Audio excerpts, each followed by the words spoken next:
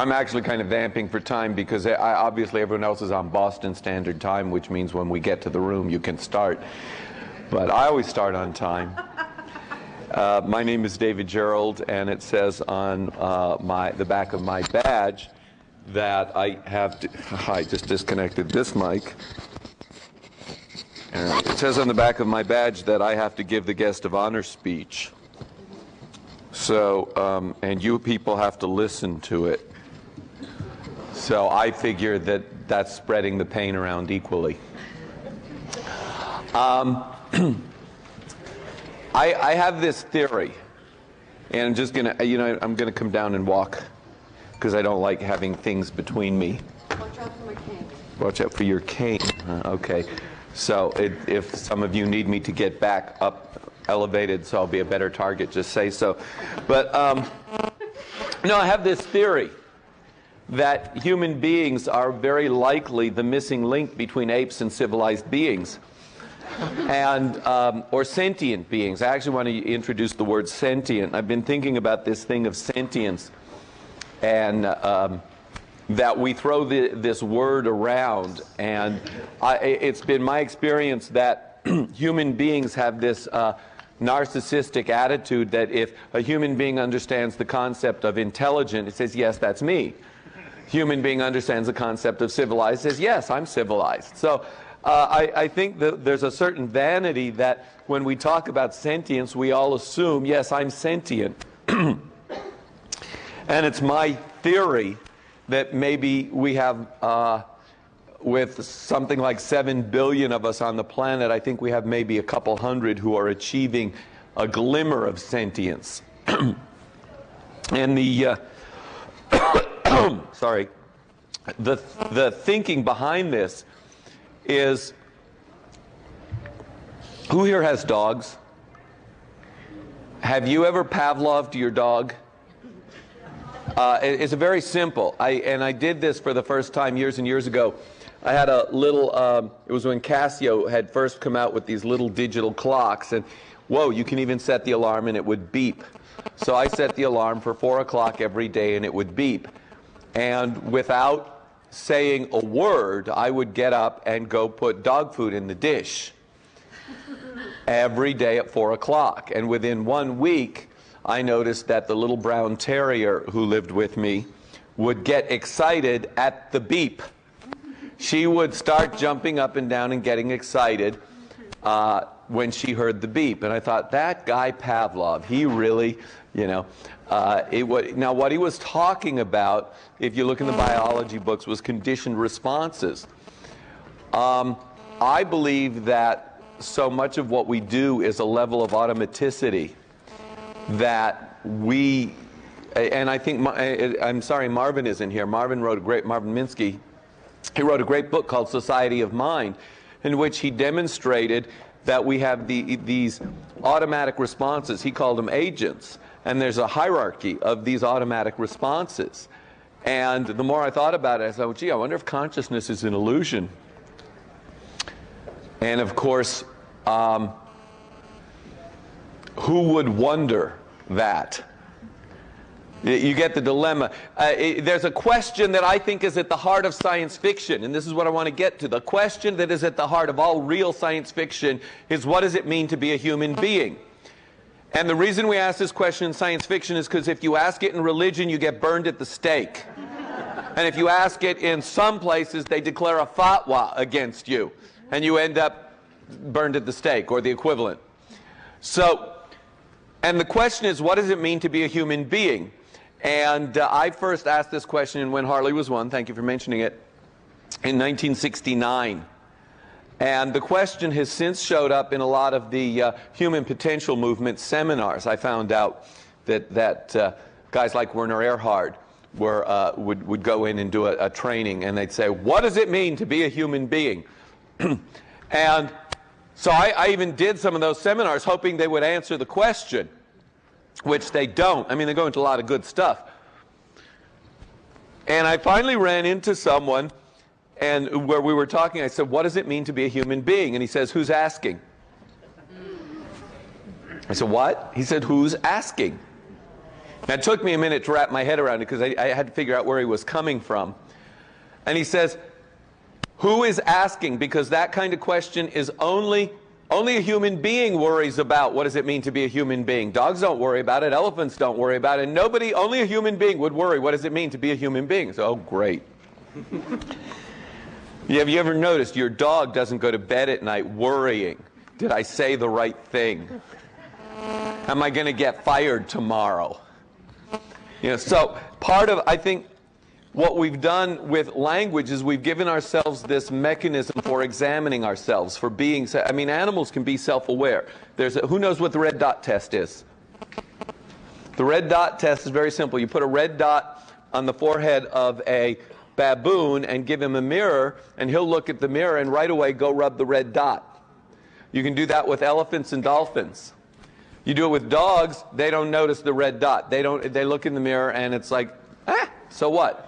So it's the self-awareness test. If they go, what's with the red dot, then they recognize themselves in the mirror.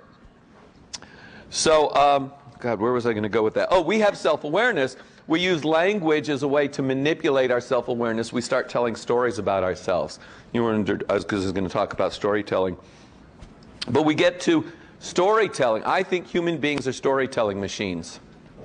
I used to think we were problem-solving machines. And that's true. We love solving problems. You go, there's magazines that are nothing about puzzles. There's puzzles, competitions, and jigsaw. And video games, and a lot of the early video games, a lot of the current ones, you solve puzzles. And then what we do is we tell other people how we solve that puzzle, how we solve that problem. And that's storytelling. Storytelling is how we share the experience of how I solve the problem. And those of us who write science fiction, like myself, we make up problems that haven't happened and share the experience of how this non-existent person solved this non-existent problem that we extrapolated might happen someday. And if we're real good at it, some of the problems we imagine come true and actually happen in the universe. I take the blame for being the first science fiction author to talk about computer viruses. In 1969, I predicted the computer virus.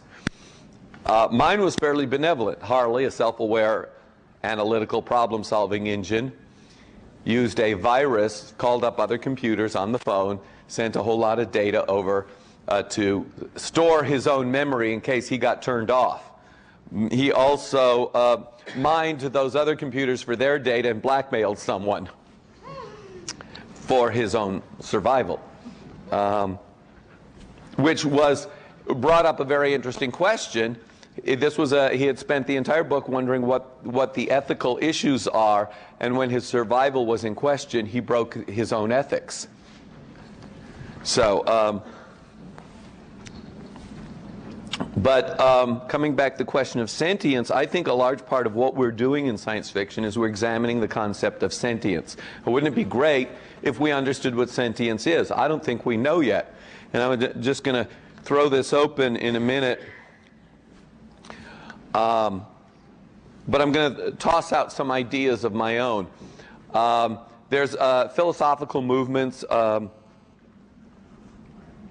particularly since World War II. The existentialists came out of World War II saying, how did we as human beings do such things to each other? And that was where a whole new philosophical movement began. And I won't pretend to know all of it, but I do know the glimmerings I have of it is that they started asking this question: who are we as a species? What are we really up to? And what that has evolved into is we're starting to look at the mechanisms of the mind, what I have called in a couple of my books the technology of consciousness, of what happens when you become conscious of your own consciousness. And I think there's where sentience starts, where you start making choices based on not just what's out there, but also an awareness of what's going on inside your head. And now it gets into that very messy area that some people call psychology. I tend to go more towards that the behaviorist thing, that I'll probably bore you all to death, so I'm just going to drop that. See, the thing is, I sit down at the keyboard. Oh, I got to share this with you. My son, some of you know I have this wonderful son. Some of you even have met him. I know, Vince, you've met Sean. He's almost 23. He's got an incredible sense of humor. And this is a kid who I once had to explain to him what a joke is. If you've got the Guest of Honor book, if somebody has one, wave it around so everyone else knows what it looks like. There's a chapter in there called, yes, back there. There's a chapter in the book called Pickled Mongoose. It's a true story. It's about when I got my son he was at age 8, and he had been badly damaged by the system, and he didn't know if anyone told a joke, he thought they were making fun of him. So I had to teach him what jokes were. And I had to teach him about how to tell jokes to people. And it was a kind of a sad thing to be 8 years old and not know jokes. And in the story, there's a moment where he starts making up his own jokes, which were pretty awful, but it was a really great moment. And now he's become quite the practical joker. So last night my phone rings, and the voice from Saw, you know the movie Saw? David Gerold, on your desk there is a computer. There is a keyboard. You have 10 minutes to write a story, or your son dies. I said, great, call me back when he's dead. See, I love it that my son is now a joker. The problem that he's up against is he's up against the guy who taught him how to be a joker. Exponential. Yeah, so anyway, God, where was I going to go with that? So I write. I go to the keyboard and I write. And who here wants to write? Well, see, that's part of the problem. You only want what you don't have. See, now who here writes? Okay, now we'll talk to those of you who write. Those of you who want to write, you need a shift in perspective. I write. Every great writer was once a beginner, you know. Shakespeare was once a beginner, you know. And if you really want to get a sense of Shakespeare, stop putting him up on the pedestal as the grand old man and go see Shakespeare in Love, and you get a much better sense of the relationship author to work. But the thing, I studied art, and in the art classes, one teacher would, every week, on Monday, we would talk about a different painter's style. Henry Moore, nice round objects with holes in them, and Rouault, black lines around everything, and you know, and so Seurat, lots of little dots. And then for the rest of the week, we would paint in that painter's style. So that was a very important lesson for when I got to writing, because then I started to look at what does Jack Vance do? What does Heinlein do? What does Sturgeon do? What does Harlan Ellison do to get these effects with language? So, wow, that's a great, different styles. It's a voice, put on the different voice. And then in theater arts courses, we did all kinds of exercises where you needed to get inside the character and be the character. It's not enough to do the character. It's not enough to do the Scots accent. You've got to be Scotty. It's not enough to imitate. You've got to have such a being of ownership of the character that no matter what happens, you are within the. And we had the experience. We're doing Winnie the Pooh. I was the rabbit. I really wanted to be Eeyore, but I said I had to be Rabbit, and I wanted to be Eeyore. But they had somebody who was much better at being depressing. And so we went on tour with the show, and in the middle of one scene, Pooh is over here, and I'm here, and the set behind us, which had been built to be portable so it could fold up and collapse, and we could put it on the truck in the middle of the scene, the set folded up and collapsed. We were nowhere near the point where we were going to put it on the truck. But, so I looked around, Pooh looked around, both of us stayed in character, and I hauled off and whacked him one and said, "You silly bear, look what you've done now." And then we went back and put the set back together while we ran the rest of the dialogue. And that was, the director said later on, she said, I just love the way you two stayed in character and put the set back together. I said, that's exactly what, that's very very professional. So that was a great lesson to learn from the acting perspective. And these were the best writing lessons I learned, and they weren't in a writing course. Be the person and put on the voice. So when I write, and this is why I do almost everything in first person. I know some literary theoreticians say that first person is, you're not supposed to write in first person. Who's heard that? Is there anybody? I don't understand the theory why you're not supposed to write in first person. Heinlein did. What's his name who did Catcher in the Rye? He did. So I figure if it's good enough for Heinlein and J.D. Salinger, it's good enough for David Gerold. So I write in first person because it's easy to get into the story. And there's also a cheat, which I'll share with you. You're going to love this. But you get into the story, you look around. It's like, okay, so my characters are on the moon. So I imagine myself standing on the moon, and here's the gravity is a lot less. And I'm in a spacesuit, and the sun is very bright. And then I have some great photographs taken by the astronauts. There's a book called Full Moon, which is the best reproduction of the astronauts' photographs on the moon. And you get a really spooky sense of what it must have been like to stand there. And then I start letting in the smells, the flavors, the taste, the feeling, etc. And then I evoke that when I sit down and start typing. And it's what Paul Anderson calls a 5 senses paragraph. You evoke as many different senses as you can, so that it's not just the sun was bright or the shadows were dark. It's the sun was bright, the shadows were dark.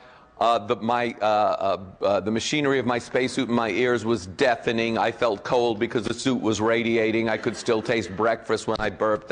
So you bring the whole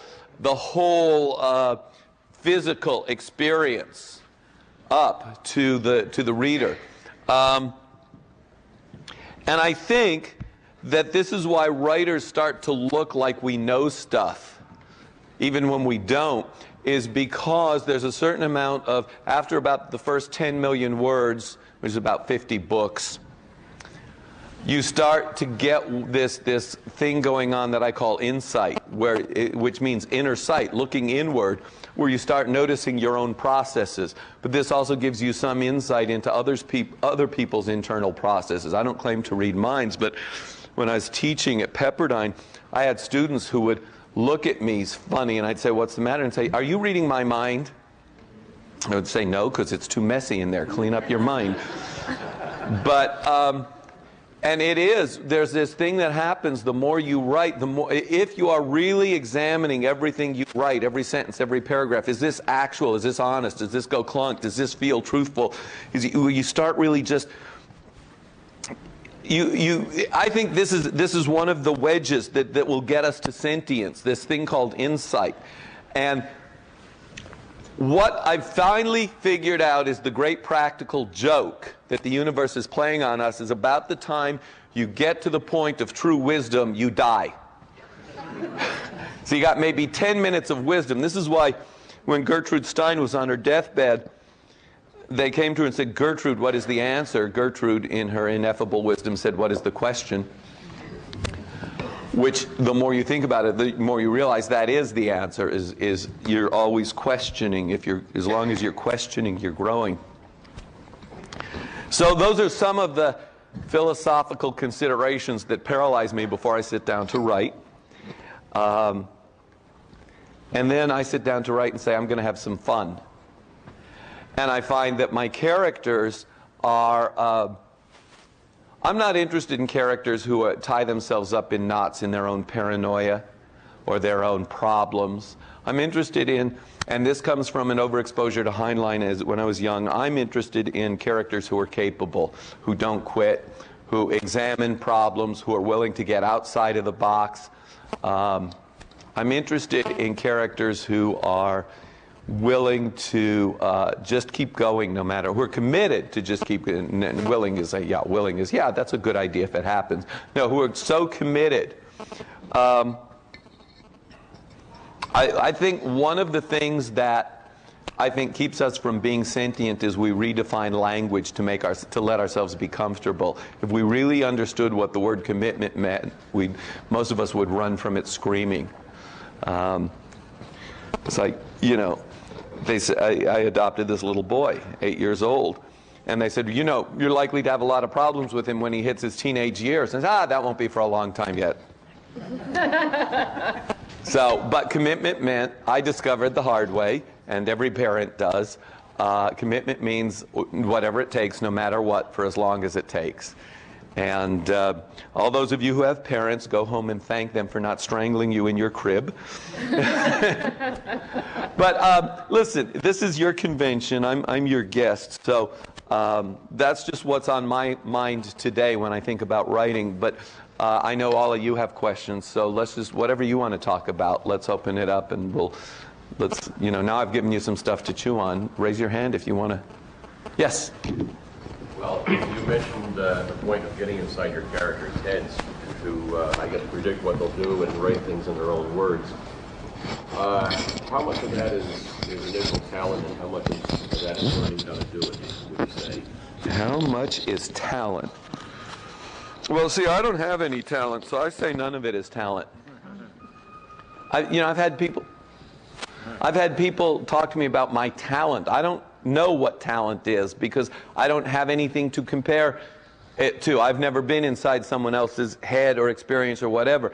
I sometimes get frustrated when I look at other people and I say, you know, can you think of a, you know, I work with someone and I'll say, well, what else could you do? And I'm already thinking like 50 other possibilities, and they go, I don't know. So all I know is if I have a talent, it's that I have enough ADHD that my mind is always going, ooh, that's shiny. But I don't believe in talent. What I believe in is persistence.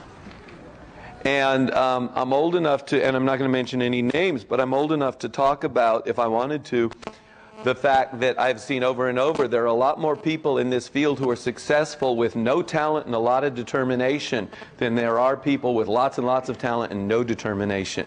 And I named some people I could name some people who have written wonderful stories. One wonderful story here and one wonderful story there, and that's it. And it's like, well, keep going. No, I don't feel like it.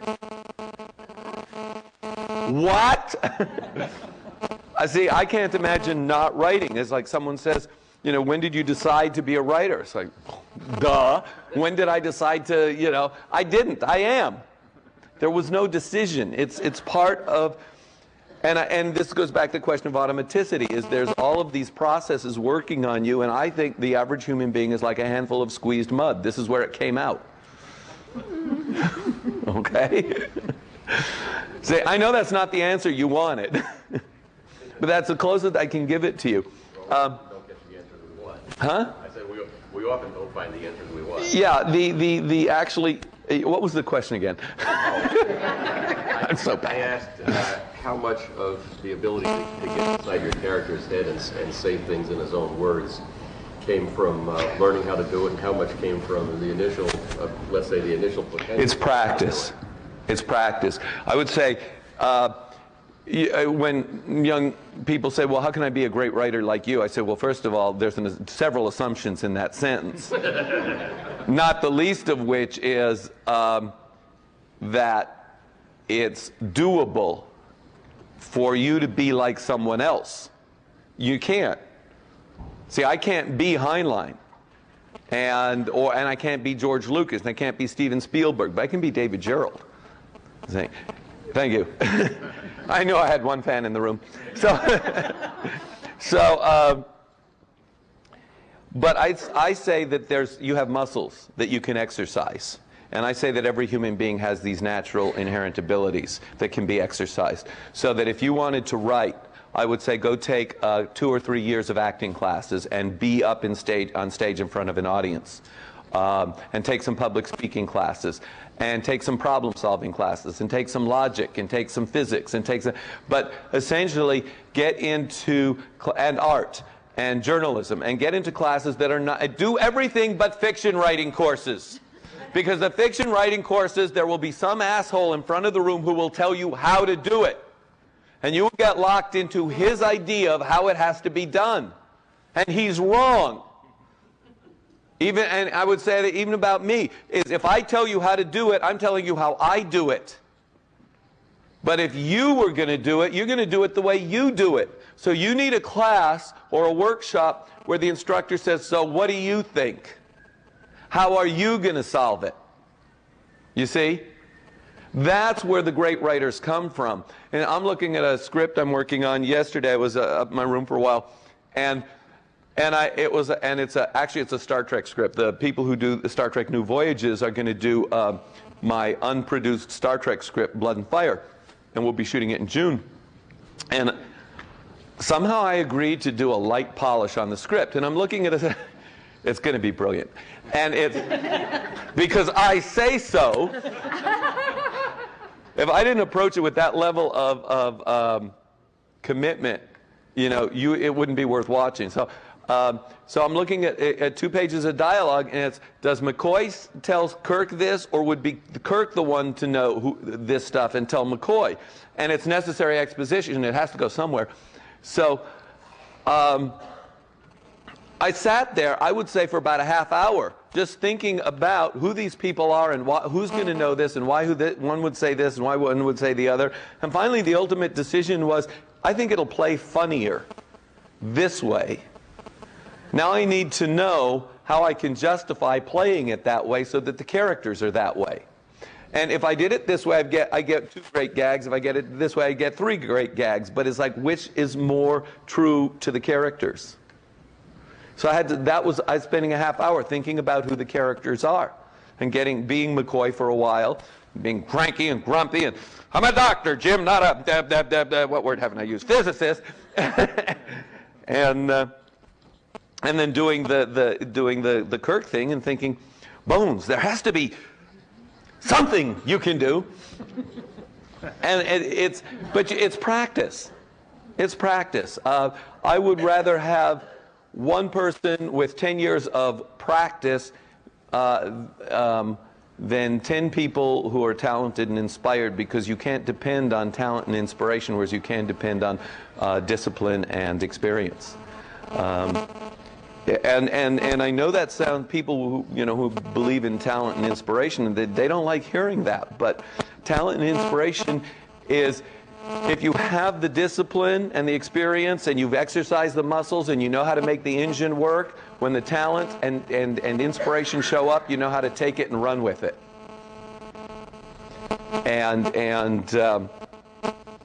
So I believe, people talk about the difference between quality and quantity. I believe in write as much as you can.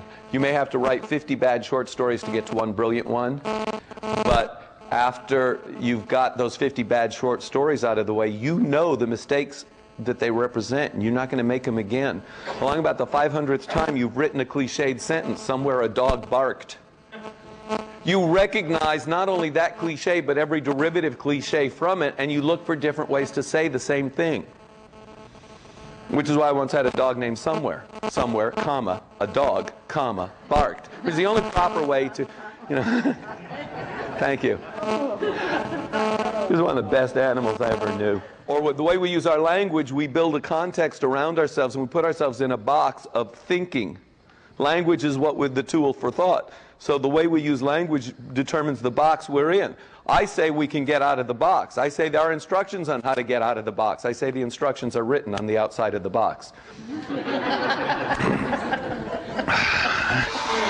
So I think science fiction is where ordinary human beings get to play with philosophy. And to me, that's the exciting part. I know that's not the same as Harry Potter or Star Wars or all of the Lord of the Rings, or all the wonderful stuff that moves off the bookshelves so fast they can't keep it in stock. And I don't fault that stuff. I love it too. But I think the heart and soul of science fiction, particularly if you go back to the Golden Age, but also a lot of writers today are still going there, like Greg Bear and Greg Benford and Spider Robinson and John Varley to some extent, although they're more adventure-oriented. But a lot of writers are still looking at philosophical questions. I think the problem has gotten a lot harder because the universe has gotten more complex. You know, I was a lot happier before they started explaining Einstein to me. So, but I think science fiction is the place where the ordinary human being gets to get a handle on philosophy. And I think Star Trek at its best, which is the original series, the first 2 years, after that it was all downhill. Even that show tackled some big themes. My favorite is the episode with Aminiar and Vindikar in the Balance of... it wasn't called Balance of Terror. No, Private Little A Taste of Armageddon. Thank you. God, I knew there'd be a Trekkie in the room. And the speech that Kirk makes at the end, yes, I'm descended from killer apes, but today I choose not to kill. To me, that is sentience. That is a true moment of sentience, because sentience involves conscious choice. And I think that's what we're working toward.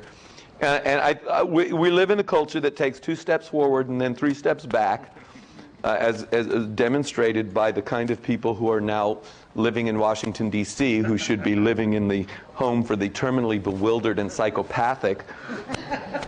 But that's yeah. Yes? You said there may be 100 or so people who are actually achieving sentience. Well, yeah, self-actualization is another way to... Who are they? Who are they? Well... You made a distinction. Who are you putting in that category? I would know them when I met them. Now, that's a vanity on my part. Now, see, my dog thinks I am the world's greatest hunter, because I can go out of the house and return an hour later with pieces of chicken, pieces of pork, pieces of cow, pieces of 3 or 4 different kinds of animal. And so my dog is convinced that I can, you know, go out and bring back any kind of animal in the world for him to eat. I don't think he thinks about it too much. If the chimpanzees in the zoo, we give them nuts and berries and fruits and whatever. Do they think about the human beings are great food gatherers? Do they have any concept of where the food really comes from? I don't think so. I think that's our relationship with true sentience, is that we can't, I don't think we can recognize it on the scale, I mean, the Superman kind of thing. I don't think we can recognize it on the scale that a dog can recognize I'm going to the grocery store. The best the dog might know is he gets to sit in the car while I disappear, you know. I think we can recognize sentience as a kind of power, a personal power and effectiveness. And some of the people I know who, and this is where I'm going to go into a little controversial area, some of the people I know who lead trainings, various human potential movement, large group awareness trainings, are certainly pushing in their specific area of what it means to make conscious choices and be effective all the time. So I would say people in that area. I would say people who make commitments to visions larger than themselves, like Martin Luther King. And even though I disagreed with some of the stands she took, Mother Teresa was certainly operating at a very large scale. I believe Robert F. Kennedy, you guys may have heard of him, Robert F. Kennedy demonstrated a level of intelligence and vision that was awe-inspiring and makes me mourn what we've lost, because even his memory stands so much brighter than the average politician today. I think you identify these people not by who they are as much as by what they accomplish in the world, by what they're creating. And I think that would be, for me, that would be the measure. How big an impact is a person having? How big a difference are they making? So that would be my defining quality. And you would have to spot these people on your own. But see, it's...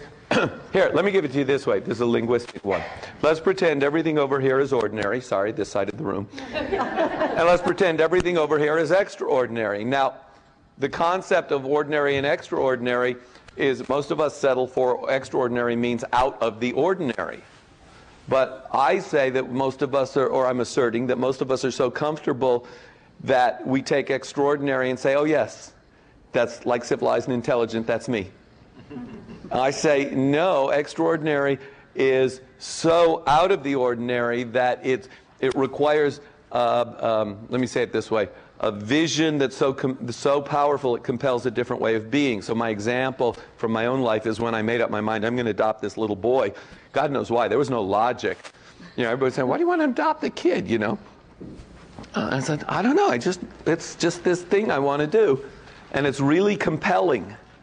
And I spent a year practicing in my head, what is it like to be a dad? And of course, it's not like nothing you imagine, but at the same time, it involves walking over here to live in this realm of extraordinary, such that there's a day that this becomes inevitable. You see what I'm talking about? And so I think that's where you would look for where sentience operates, is people creating enormous visions and living to make them inevitable. Walt Disney, for example, when he envisioned an amusement park, actually he envisioned a shopping mall with rides, but well, that's what they built. If you build it, they will spend. Yeah, so, but if you look at things that have had remarkable impact on the world, look at where it came from. Like, for instance, this is a table. Once upon a time, this did not exist. Somebody had to imagine it, to call it forth into existence. They probably weren't imagining very big. They said, well, we need tables to sell to hotels. But once upon a time, somebody imagined the first table. That was visionary. Of course, all furniture is about gravity, resisting gravity. Bookshelves are about having places to put stuff. All right. Who else? Yes? You talked about character development. What about developing the world and the world building? Oh, that's a great question. Thank you. World building. How do you build a world? Oh, man. You ask questions. You ask questions. For instance, tribbles. It's like every time you think you're getting out, they drag you back in. All right, so tribbles. As far as you needed to know for tribbles is that they have to breed fast to outbreed the predator's appetites. So well, if you stop to think about it, this means they're growing up in an environment where there's lots of food. It also means the predators are pretty damn voracious. This pretty much suggests a savanna where the grass can grow. There's enough trees with fruits or nuts or whatever, but it suggests probably grass because we know they like wheat. So that's your, and the more you ask, well, how did they evolve? And a fellow named Jack Cohen, British biologist, brilliant man, he did a whole 20-page thing of asking questions and demonstrating how tribbles could evolve. Why? And why, yeah. So it comes from, world building is really asking questions. In the Guest of Honor book, there's 4 or 5 chapters from a book that isn't finished yet called It Time for Treason. And the chapters are published as a short story called It Needs Salt. And it's all world building. And it all comes from asking questions. So world building it comes from knowing what questions to ask. What questions are you going to ask? It's where did this come from? How did it get this way? What happens when the temperature gets colder? What's the weather like on Cazalda? You know, it's always, or how's the nightlife? What do these people do for fun? It's always you're asking questions. And I think the most effective science fiction comes from when a writer has not just asked one question, but a whole bunch of questions. And I think that's why Arthur C. Clarke's Rendezvous with Rama is such a fascinating book, because he says, okay, here's this large tin can in space, and then he goes inside, and everything is an exploration that he's of what it would require to make this thing work. Larry Niven's whole Ringworld series is world building on a colossal scale, and he goes places with it that are far beyond what the average imagination would, but he just kept asking questions. See? Well, if it's been there for a long time, you're going to get all kinds of evolution. Human beings are going to fill all the different evolutionary niches, and okay, the result is you get all these different forms of humanity. So now, character development within that.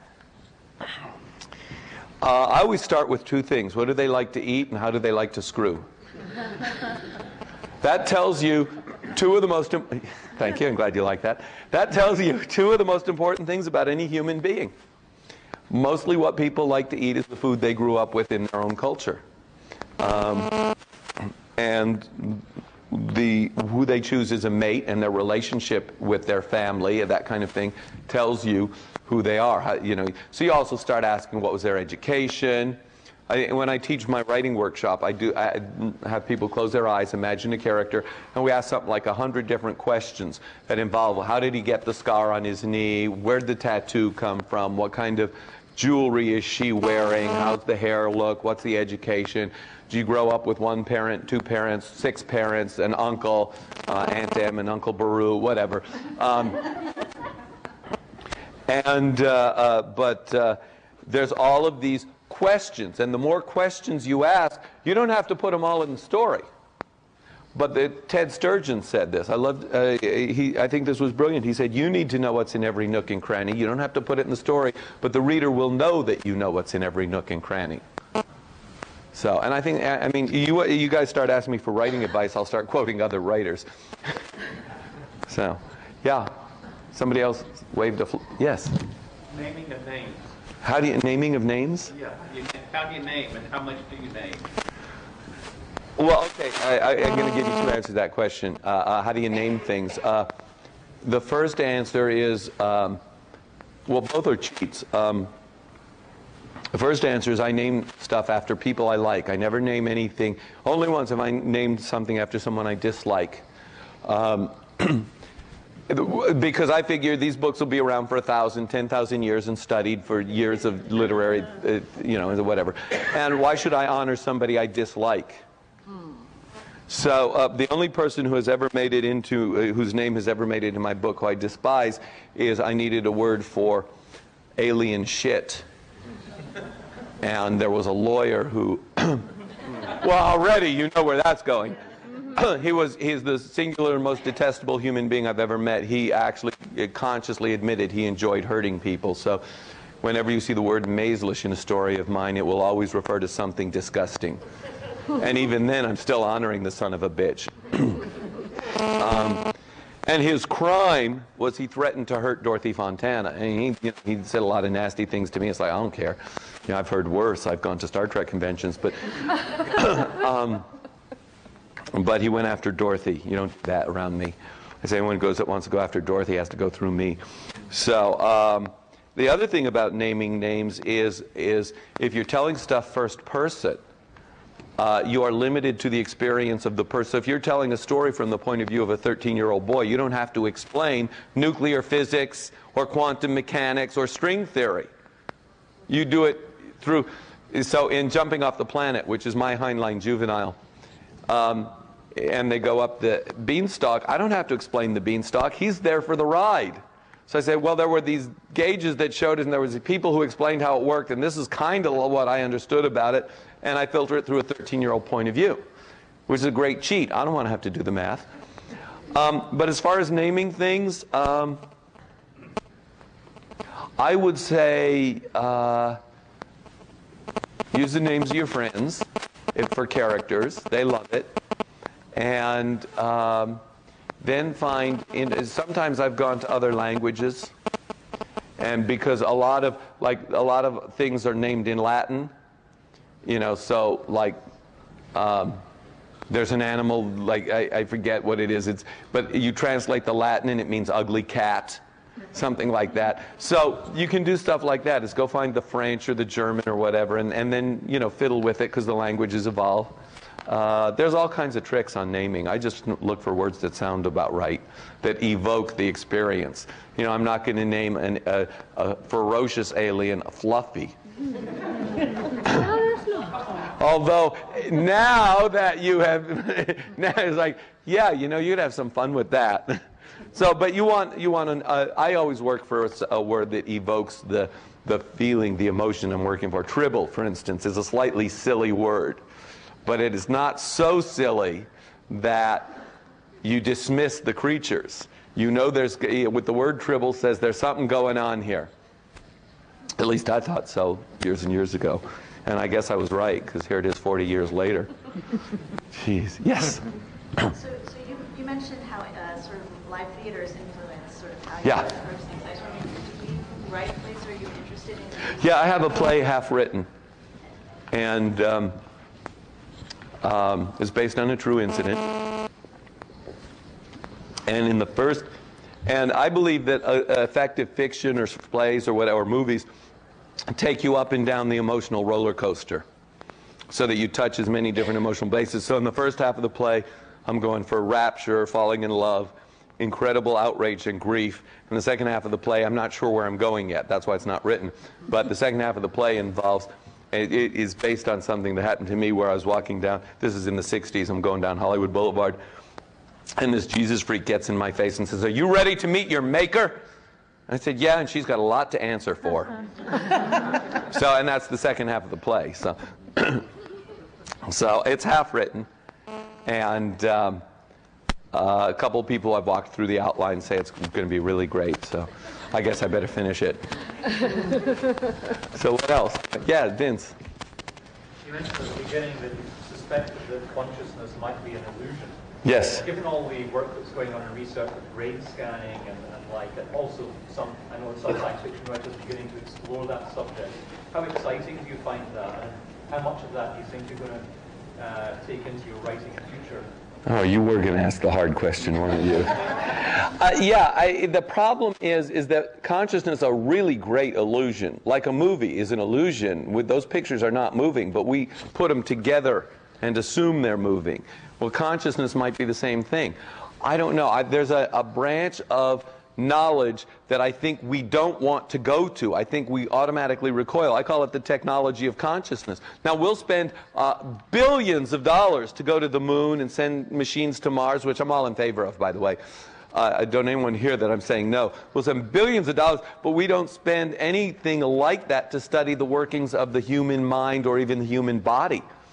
And we're not examining the single most interesting thing we've got is ourselves. Now, I don't mind that we're exploring our environment. I love it.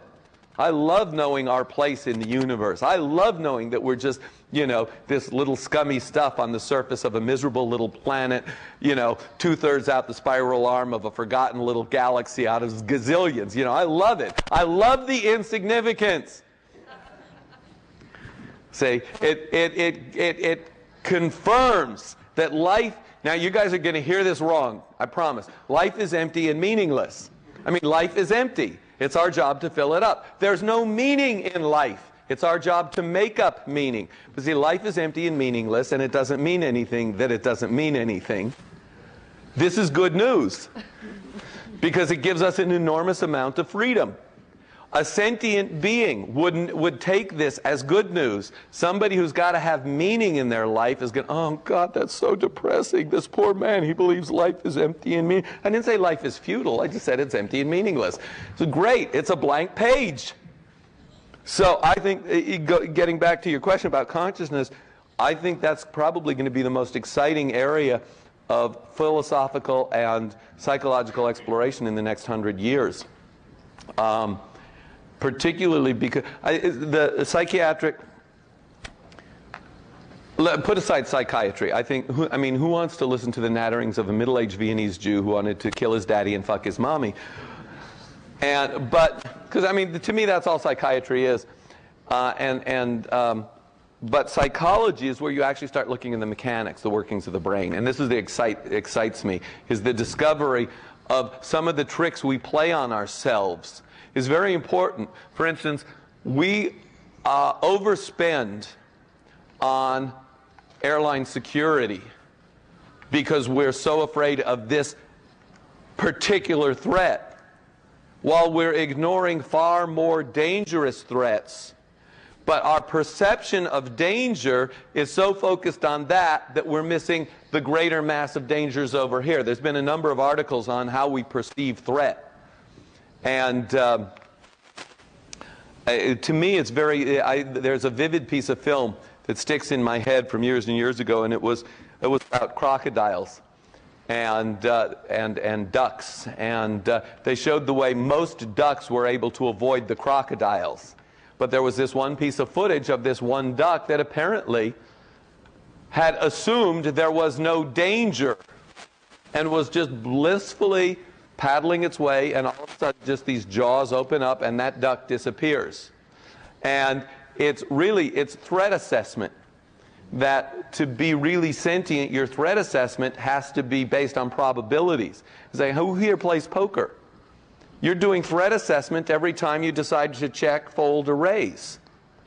And if you're good at poker, that's one of the skills of being able to interact rationally with the world around you. And of course, what really makes poker is exciting is it's not just the odds of what the cards on the table are, it's you're also gauging the psychology of the person on the other side of the table. This is why I always play with stupid people. I said, no, I'm joking around. I sat down last night, they were at the Tribble Fest, and they were playing Tribble poker.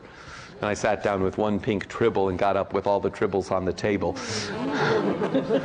So, and it was just, and some of the poker players were good and some were not, but it was really about threat assessment, which is an interesting way to look at poker.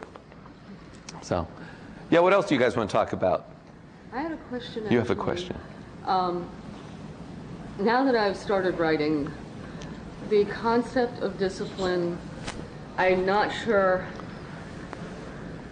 where the happy medium is. Discipline. Who wants to talk about discipline? Nobody. We talk about discipline. 6 people get up and leave the room. It's no accident.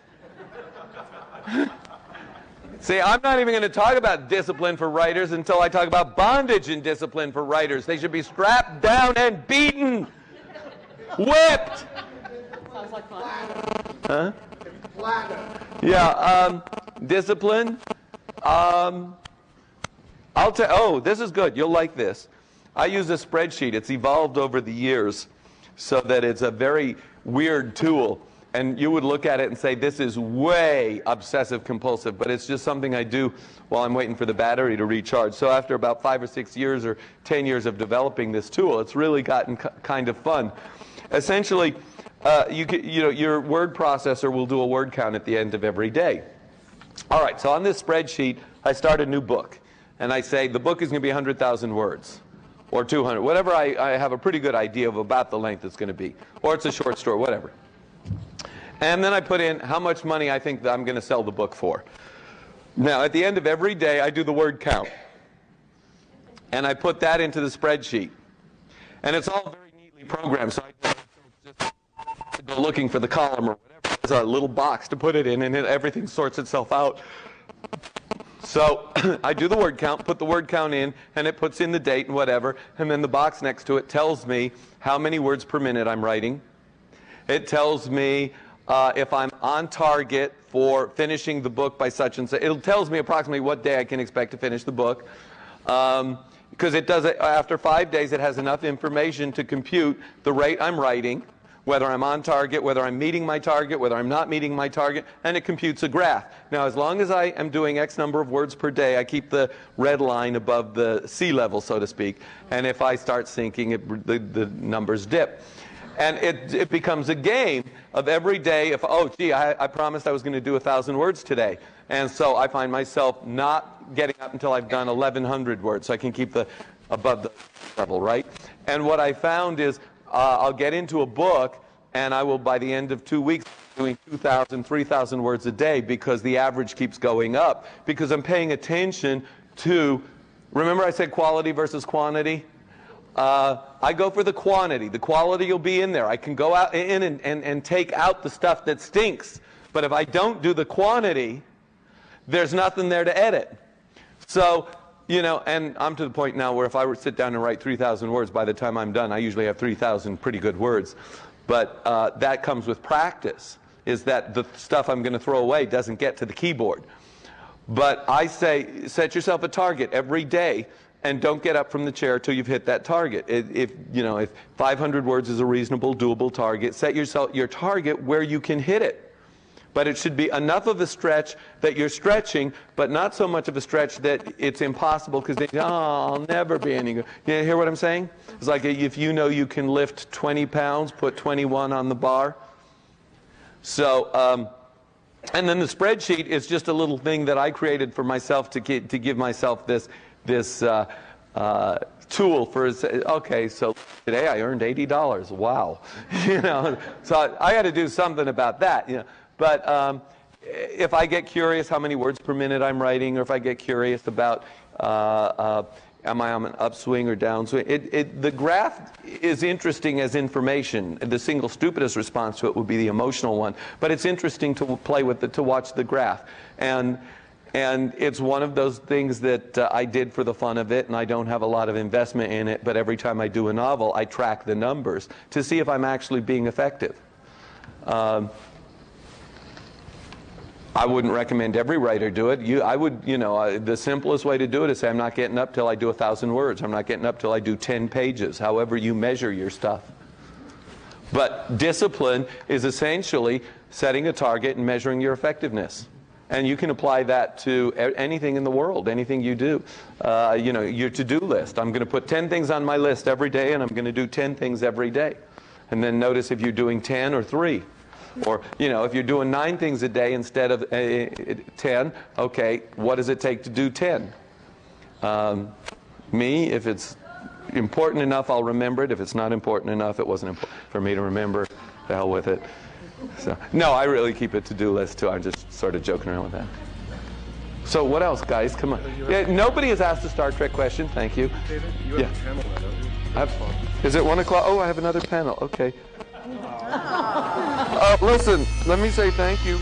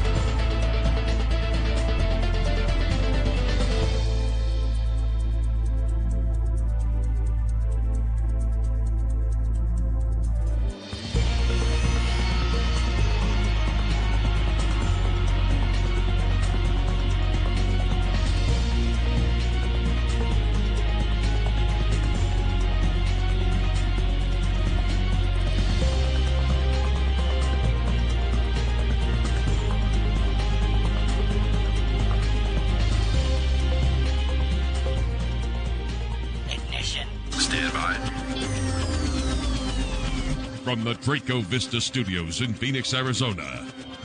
All systems stable. Take 1. Dude, our brains have to be broken to do this. Well, I guess golf is better than Lake Placid, too. Oh, okay. Do we have Whovian news here? You say geek like it's a bad thing. Stop it. Stop it. And now the news. Think science fiction has nothing to do with your life? What? Think again. It's Slice of Sci-Fi. Roll sound.